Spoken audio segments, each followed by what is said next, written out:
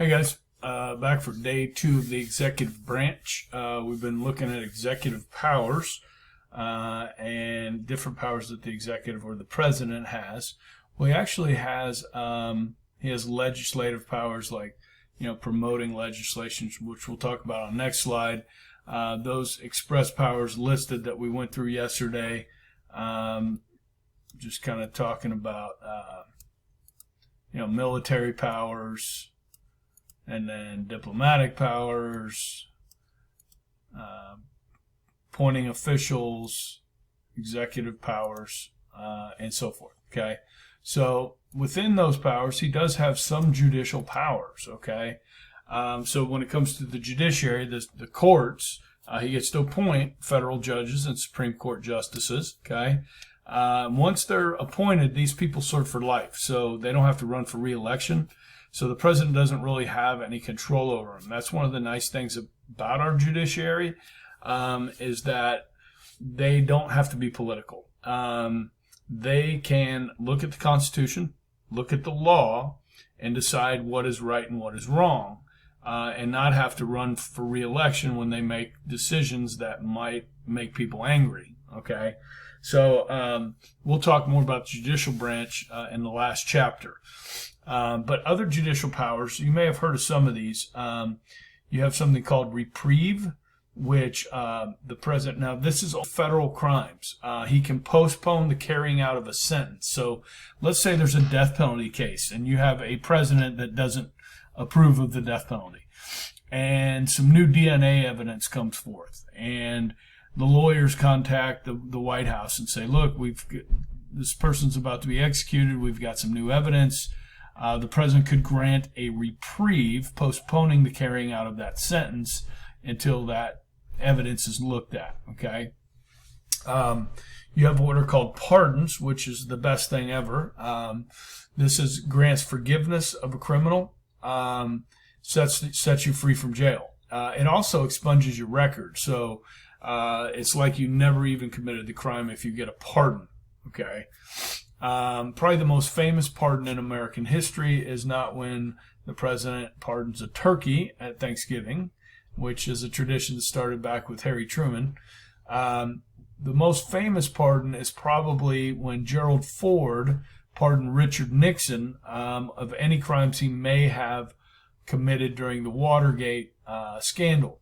So as this reads down here, after only 1 month in office, Ford delivers a nationalized televised address in which he gives Nixon an unconditional presidential pardon for all federal crimes that he committed or may have committed or taken part in while in office. Nixon accepts the pardon, an action that Ford later calls tantamount to an admission of guilt. Okay, so that's probably the most famous pardon. I have a graph here of commutations and pardons. So let's tell you what a commutation is. This lessens the severity of a sentence. So if you had somebody have the death penalty, the president could commute that sentence to life in prison without parole. Or you could, if you had somebody that had served a number of years, say they had a 30-year sentence and they had served 10 years and the president, had this case brought before him, he could commute that sentence to time served and let that person out of jail. They still have the conviction on their record. President Obama did quite a few of these in his last year as president, a lot with drug offenses. Sometimes it's we got so tough on drug crimes that when you have people going to jail for long periods of time for even possession of a certain amount of drugs. And I think people rethinking that a little bit about clogging up our prisons and jails with people for nonviolent crimes. And so President Obama did some of that, and President Trump has also done that with something called the Second Chance Act that gives people a second chance. Again, this is for presidents, this is for federal crimes. Governors have these same powers within the states, because most crimes are, states are charging people, not the federal government are charging people with crimes. Okay, so this goes back to 1900 to 2000. You can see in recent years the number's pretty far down here, the number of commutations and pardons. But I think you'll see an uptick with that under Obama and probably Trump as well. Okay. One I don't have on here is amnesty. Amnesty is giving forgiveness to a large group of people. So let me give you an example. During the Vietnam War, they had the draft, military draft, and of course people like Coach Laubon, he was drafted, and he went to Vietnam. He was living in Hays, Kansas. But there were some people that were drafted that refused to go. This is called being a draft dodger, which you go to prison if you don't report for duty. So some people fled to Canada. Canada was opposed to the Vietnam War, so they did not extradite these people that fled to Canada. In the mid-'70s, Jimmy Carter, when he was president, late '70s, he gave amnesty to those draft dodgers and allowed them to come home without facing prosecution. This made some people happy. It made some people very upset. So that's what amnesty is, okay? All right, another judicial or other powers that the president has, okay, are legislative powers, okay? Now, the president, as you guys know, only a member of Congress can introduce legislation. The president can recommend legislation. He can send a budget to Congress, but only members can introduce it, okay? But he can set the agenda. So, as you guys, I think we probably talked about the State of the Union address, where every January the President of the United States addresses Congress and kind of tells them what he wants to do as president. And if he's very popular, a lot of times Congress will follow along. If he's not popular, he doesn't have as much sway with them. Now, it also depends on who the majority in Congress is. So if you have a Republican president and both houses are controlled by Republicans, well, he's going to really be able to drive that agenda more. If the party is opposite, say you have the Democrats control both houses and a Republican president, the president's going to have a hard time setting that agenda. Okay? He does have the power to veto legislation. You guys know about that. Okay? You know the pocket veto as well. Or sign laws into law, bills into law. The next thing is lobbying. So the president can put pressure on members of Congress. Most people in their life never get a phone call from the President of the United States. Very few people, presidents never called me, but even if you're a member of Congress, say you're sitting in your office in the Capitol building and your secretary or administrative assistant buzzes into your office and says, let's talk about Ron Estes. He's our representative. Representative Estes, the President of the United States is on the phone and wants to talk to you. Okay, so that's kind of a big deal when the president calls you, right? So the president calls Ron Estes and says, look, there's this bill that I'd like you to vote for. I'd really appreciate it. I know you have a bill that you want to see passed. I will throw my support behind your bill if you vote for my bill.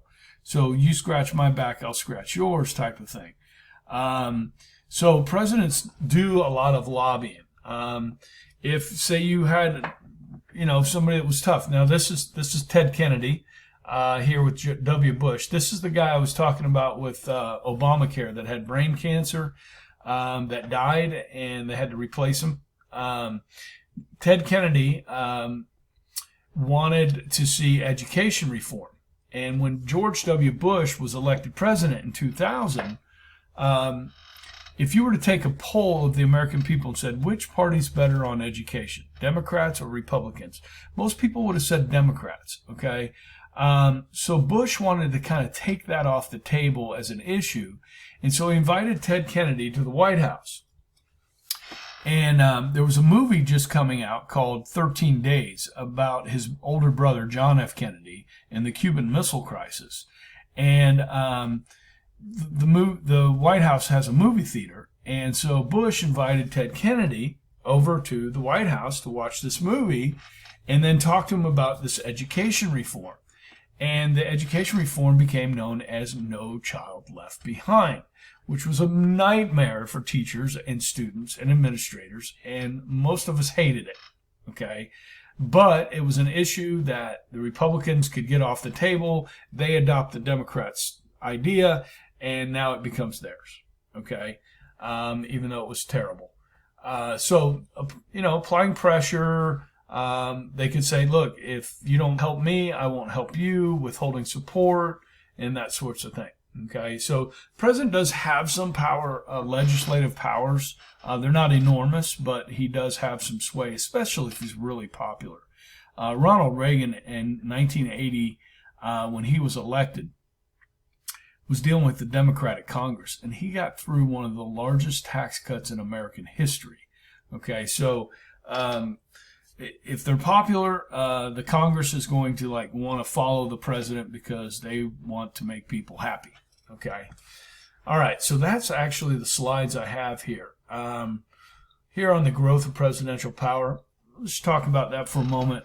And then tomorrow I'm going to come back and go over the vocabulary with you. And then next week I'll put together an executive branch test for you, or quiz, and you guys can do that. Okay. So, guys, with media, with the television especially, most Americans know who the president is, okay?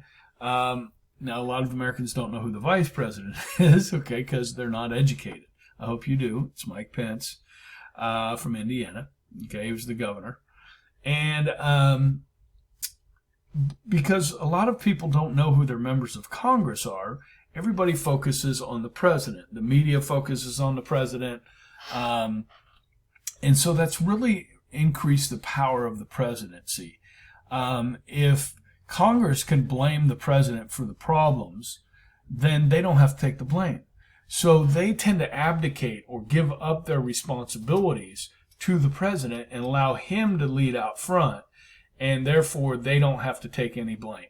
Okay, and that's what they want. They don't want to make tough decisions. They don't want to get blamed for things. They just want to get reelected. Okay, presidents actually have to act. They have to govern. Okay, and so we have seen a growth in presidential power over the second half of the 20th century.